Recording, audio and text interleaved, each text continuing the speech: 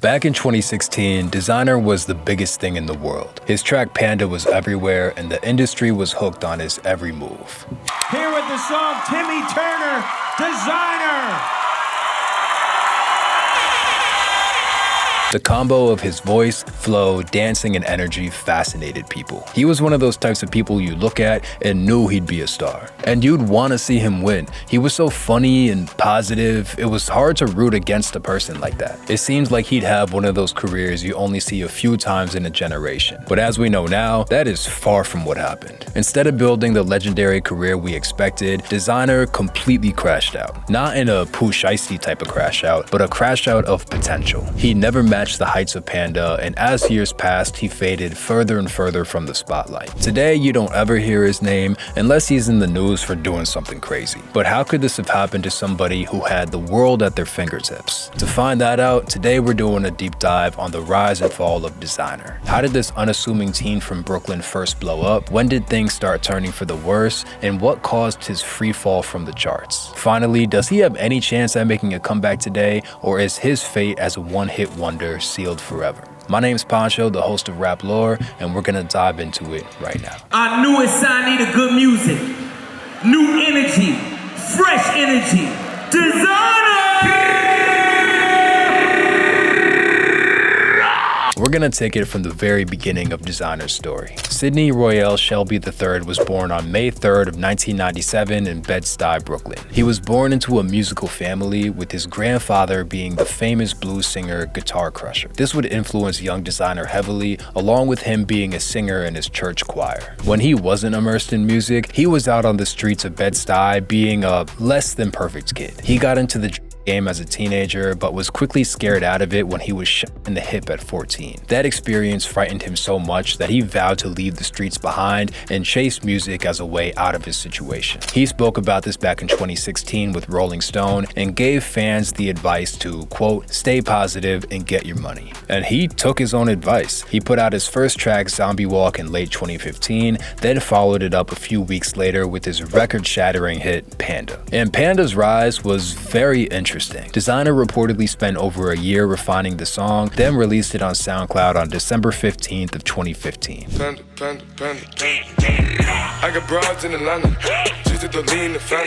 The stream started off slow, mostly just making waves around New York and an underground scene. However, by January, clubs started throwing it in rotation. Then in February, Kanye caught wind of it and put it on his massive 2016 album, The Life of Pablo. Once that happened, the streams went straight vertical. It reached #1 on the Hot 100 chart and officially went platinum just 3 months after Ye posted it. Desiigner was an absolute star. People were hooked on his voice, image, dancing, and definitely his personality. One of the peak Desiigner moments that people loved was his hilarious interview he did with Nardwuar in 2017, where he spent half the interview making sound effects and just laughing. You already know how we do it.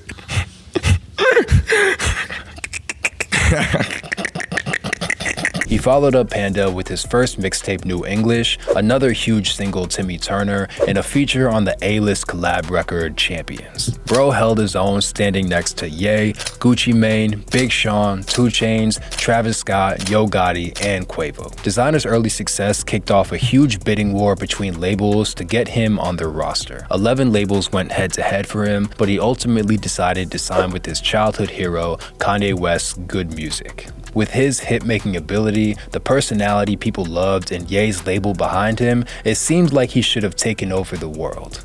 Everything was in place for him to go on a historic run. However, as we know, that is not how it played out. That's not even close to how it played out, and there's a lot of reasons why. I don't know who created it, if it was Future or Migos, but all them sound the same.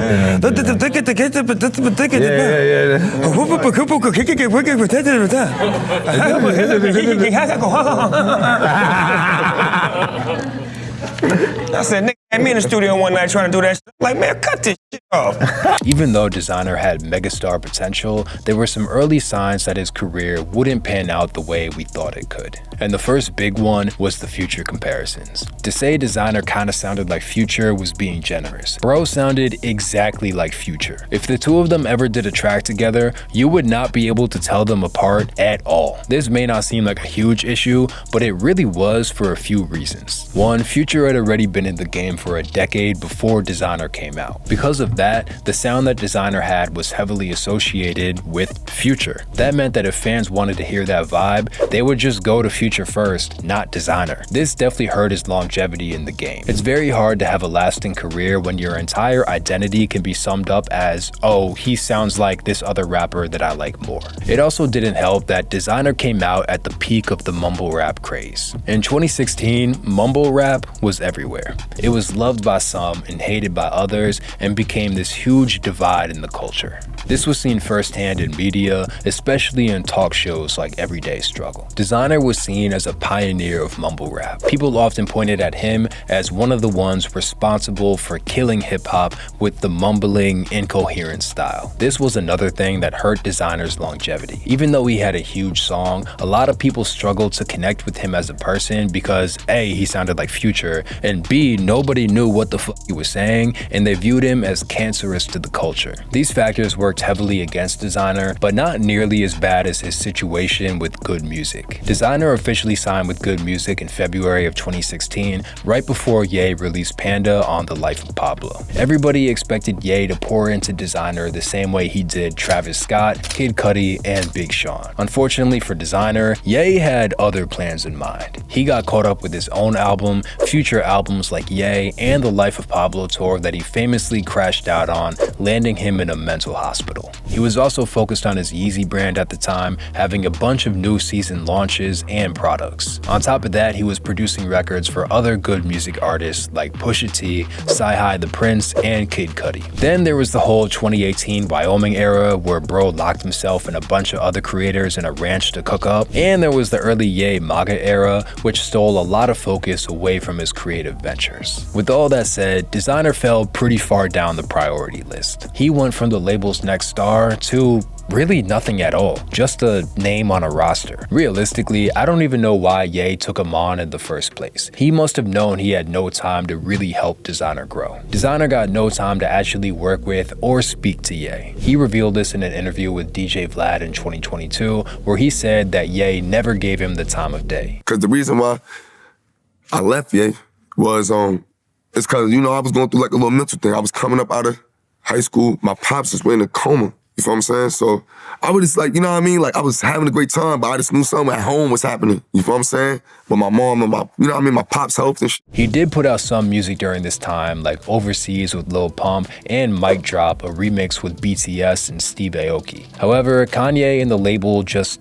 didn't care. They didn't promote his records at all, causing everything he put out during this time to slide under the radar. Eventually, Desiigner got fed up with the lack of support, and in 2019, he made a public plea to the world to get released. He tweeted out, quote, "Free me from this label." But bro misspelled label. I guess he was too upset to go back and grammar check, but whatever.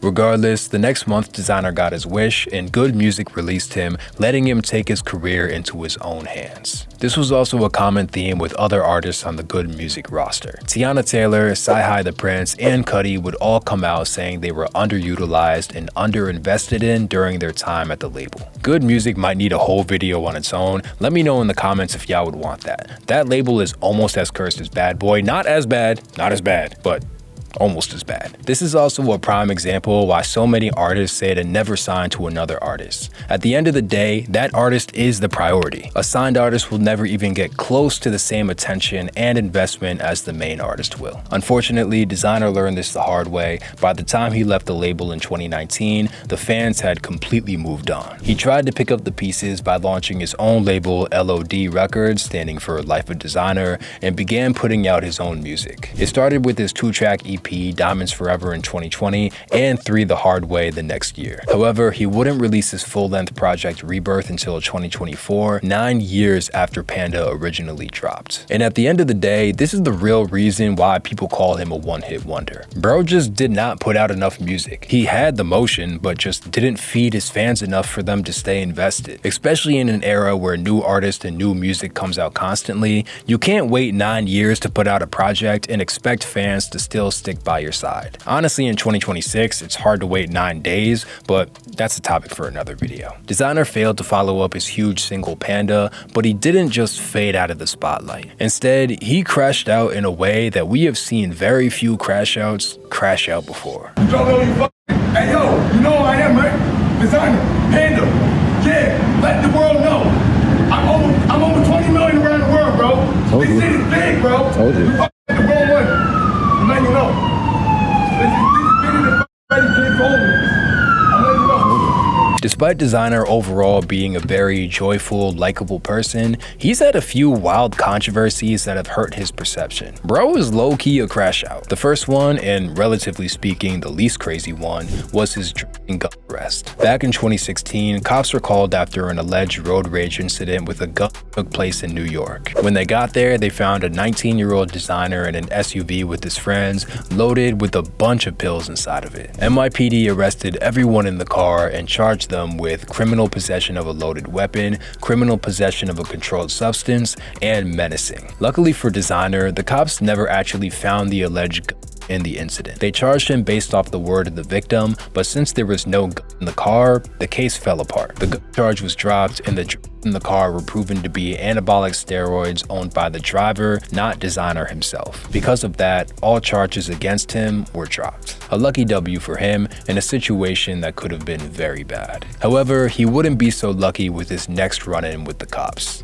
In 2023, one of the most bizarre situations ever involving a rapper and police went down about 30,000 feet in the air. Was it like you thought that it was funny, or was it more something where like you were just fully like tweaked out of your mind and you just didn't know what you were doing? Yeah, didn't know what I was doing. I was fully tweaked out of my mind. This is when I was vegan. I didn't have enough sugars and stuff like that. Yes. Desiigner was on a plane from Tokyo to Minneapolis after a performance in Japan. While on the flight home, he was feeling a bit frustrated, I guess you could say. We'll go with that, frustrated. Yeah, we'll use that word. About an hour into the flight, his frustration became too much to handle, so bro whipped out his meat and started stroking it in first class. I'm dead ass, like, that's wild. The flight attendants told him to stop multiple times, but he just didn't. He would put it away for a while, then take it out again a few minutes later. The staff then kicked him out of first class and sent him to the back of the plane to be monitored by travel companions. When the plane got to Minneapolis, he was met by the feds because any crime committed on an airplane is federal. So they booked him and charged him with a misdemeanor count of indecent exposure on an aircraft. I'd never even heard of that crime until I read this case. It's crazy they have a specific charge for this. I guess it's something that happens more often than we know. This happened in April, and in September, he took a plea deal that included 2 years of probation, a $5,000 fine, and 120 hours of community service. He didn't have to register as a sex offender, which, relatively speaking, is another big W. Desiigner would come out later saying he was ashamed of how he acted and checked himself into a mental hospital for help. He also blamed his actions on him being vegan, him being on mushrooms that he didn't know how to dose, and because he, quote, didn't get much while in Japan. That is interesting. We'll go with that. But that's not the end of his crash outs. In March of 2026, Desiigner was arrested again and charged with third-degree domestic violence after an incident in South Carolina. He apparently got into a huge fight with his baby mother after he came home angry and took it out on her. He was yelling, throwing car keys around, and when she tried to intervene, he threw her to the pavement. And the crazy part is, Desiigner was the one who called the cops on himself. Don't kill yourself. Don't kill yourself. Kill yourself. Please help me. We're sending help to you. We already have officers en route to you. Don't leave me alone.